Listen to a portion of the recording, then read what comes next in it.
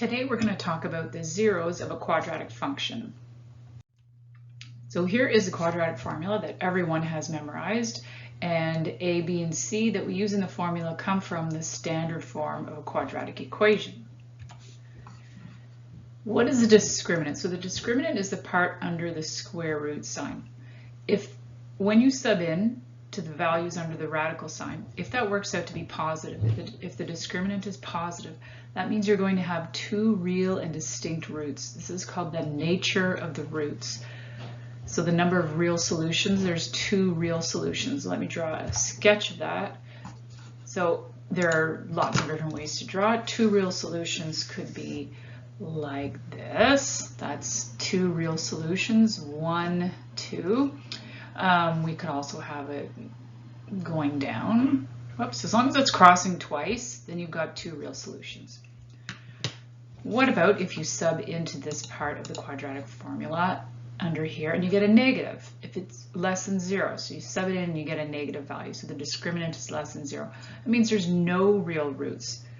So a sketch of that would be no real roots could be something like this, opening up, but the vertex is above the x-axis, or opening down, but the vertex is below the x-axis. So there's no real roots there. Imaginary roots is just another way of phrasing that, but there's no real roots. You're not going to find any solutions, and we only talk about real roots in this course. What about if you sub into this radical and we're going to be exactly 0? B squared minus 4ac equals 0. Well, that's a unique case when both roots are, that means both roots are real and equal. It means the vertex is on the x-axis. So again, this is called the nature of the roots. So both of them are really the same. And a quick example of that would be, let me just do a vertex opening down here. It just touches there and comes down again. So for example, that might be y equals x plus 3 squared. That would be that equation right there, because the vertex would be at -3, 0. Well, but there would be a negative in front, I guess. So that is when you really have the same answer twice, really. But we just say there's one solution. It's like saying there's one solution.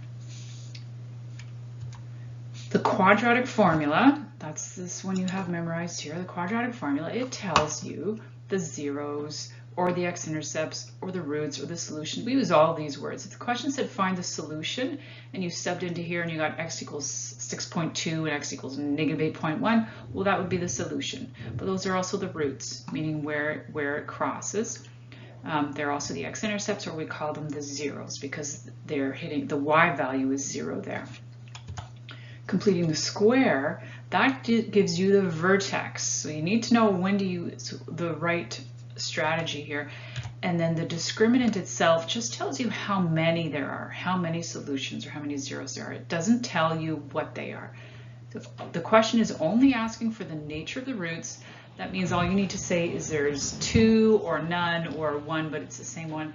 And you don't need to actually state what the zeros are. The quadratic formula tells you exactly what they are, where they cross the x-axis. The discriminant just tells you how many you have.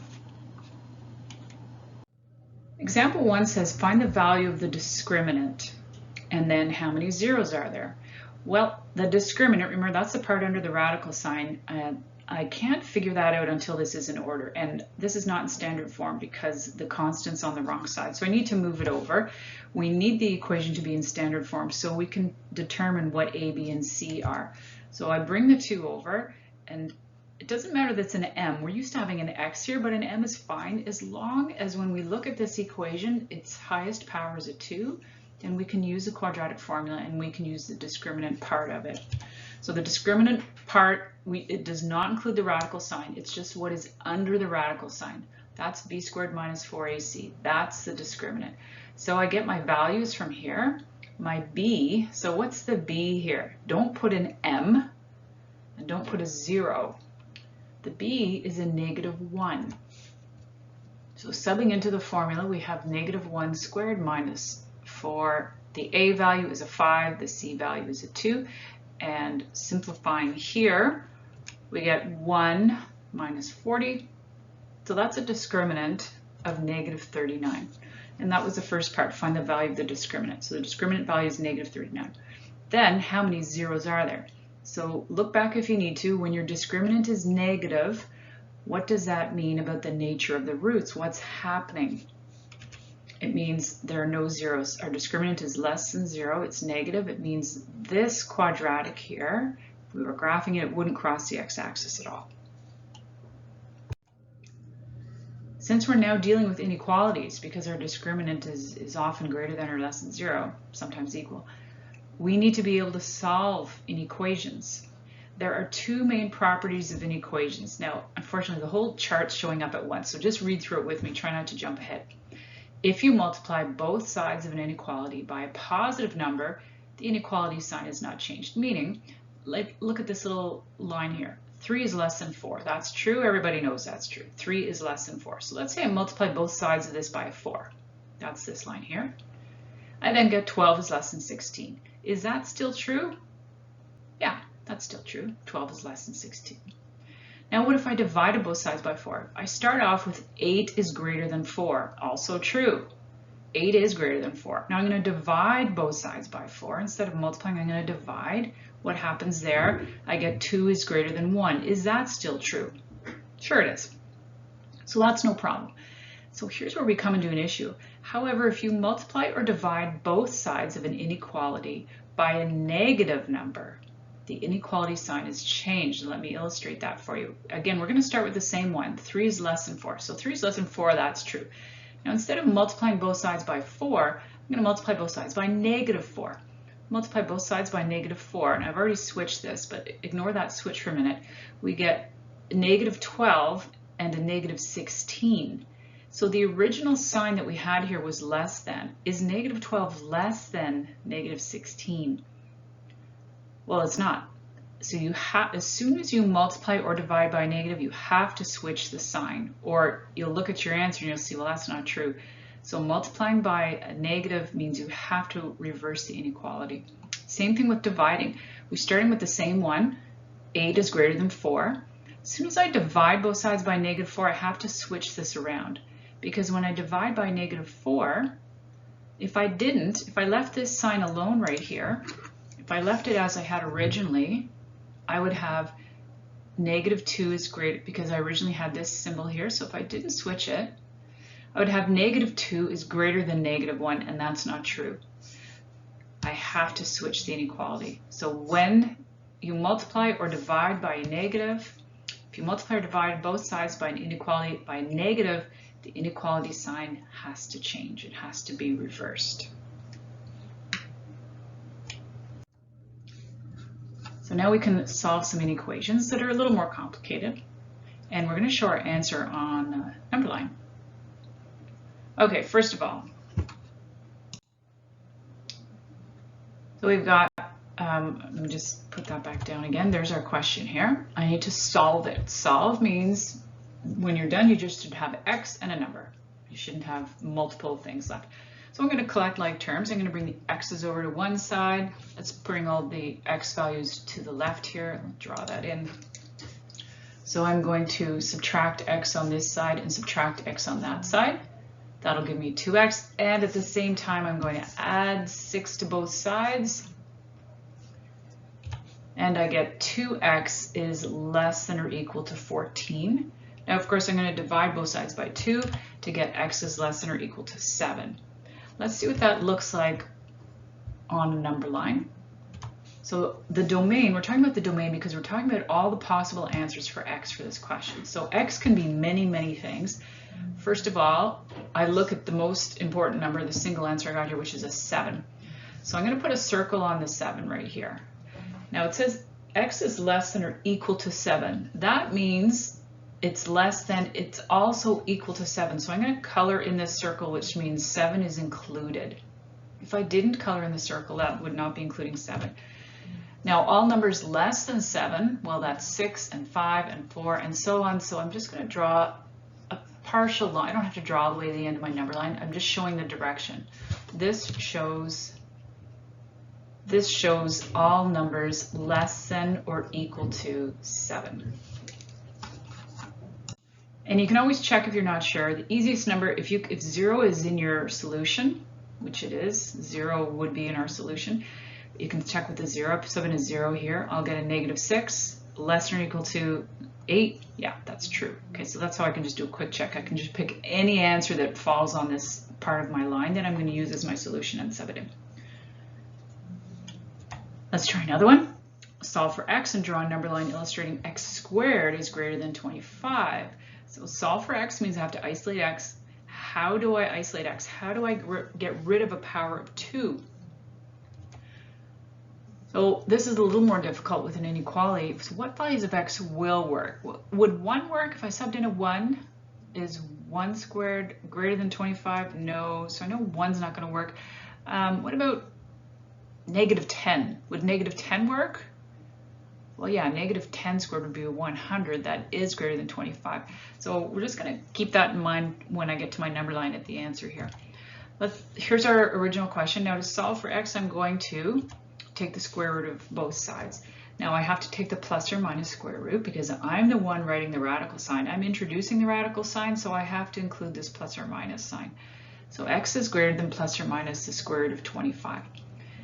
So one thing at a time. We've got x is greater than, so square root of 25 is 5. We've got x is greater than +5. That's no problem. But when I take the negative one, the square root that is negative, I have to reverse the inequality again. X is less than -5. So now we have to remember we have to reverse the inequality if we're multiplying by a negative, dividing by a negative, or taking the negative square root. In all of those cases, you have to reverse the inequality, and I will illustrate that for you here on the number line. So we'll do this first part here. This is easiest. X is greater than 5. So I put a circle in the 5. That's my important number. I'm not going to color in the circle because it's not greater than or equal to 5. It's greater than 5. So greater than is off in this direction. So all of these numbers are good. So if I subbed in x equals 7 into my original equation, that was x squared is greater than 25. If I sub in a 7, I get 7 squared greater than 25. 49 is greater than 25. So that's good. Now let's look at the other side. I'll switch colors. This side right here. X is less than -5. So I go over to my -5. I'm going to put a circle on -5. It's an open circle because it's not less than or equal to. -5 isn't part of our answer, but right up to -5 is. I want the numbers less than -5. That's going in this direction. These are numbers less than -5. So I'm going to test this with 0. So let's just test this out. I'm going to sub in x squared is greater than 25. If I sub in a 0, I get 0 is greater than 25. That is false. So my number line is good. I could test another number like a -7. If I subbed in a -7, -7 squared greater than 25, that's going to give me 49 is greater than 25. So this solution looks a little bit different. It's important for you to note that if you have a closed circle right here, a closed circle, closed, means you had or equal to, right? You had greater is less than or equal to, greater than or equal to. So you had that or equal to part of it. Open circle excludes the actual number. So in this case here, x is greater than 5. That means the first number would be 5.00000. I can't even write enough, right? 001. That would be included in the answer, but 5 itself is not part of the answer. So we put an open circle because I can't possibly put 5.0001. I can't put that on a number line, so I just go to the 5, but I put an open circle. Example 4. This is our last one. For what value of k will this function have no x-intercepts? No x-intercepts. What does that mean? So there are many possible answers for this. I'm just going to draw a quick picture for you to show you what's going on here. If I have a x and y axis, no x-intercepts. No x-intercepts means I'm not crossing the x-axis. this tells me it opens down, so I could have a parabola like this, right? That has no x-intercepts. I could have a parabola like this. That has no x-intercepts. I could be anywhere. Below the x-axis opening down, there's a lot of options here. But I don't know exactly how to graph the parabola because I don't have a k value. I could figure out how skinny or how wide it is because of the -2, but I really don't know where to put it. So we have many possible answers for this. That's why we're going to have a solution with less than or greater than symbol center. There's no x-intercepts. What does that tell us about the discriminant? So that was your big clue in the question. It has no x-intercepts. So as soon as I see that, I think that's discriminant. If there's no x-intercepts, I know that my discriminant, that part under the square root sign of the quadratic formula, I know that that's got to be a negative. My discriminant has to be less than 0. So the discriminant is b squared minus 4ac. That has to be a 0. Now I'm going to sub in. This is my b is a -4. This is my a and my c. What's my c? Well, I don't know. So I'm just going to put a k in there and see what happens. So I put a k in there. And we collect a few, well, we can clean that up a little bit. And we get 16 plus 8k is less than 0. So let's work with this. We'll bring the 8k over to this side. 16 is less than -8k, so I subtracted 8k from both sides. Now I'm going to divide both sides by -8, but remember, I'm going to have to reverse the inequality if I'm dividing by negative. I would have been smarter right here when I had this line instead to have moved the 16 over and leave the 8k alone. That way, I wouldn't have to worry about dividing by negative, and I wouldn't have to worry about this little caveat here. I could just go ahead and finish my question. So that's what I would always recommend. If you don't have to divide or multiply by negative, then don't, because you don't want to give yourself extra work. But I did it this time just so that we could see what happens. So I'm going to divide both sides by -8. That gives me a -2 now is greater than k. So what that is saying is when, and I usually rewrite this, most of us are used to seeing the letter first in our answers and the number second. So I'm going to rewrite that as k, put the -2 over here.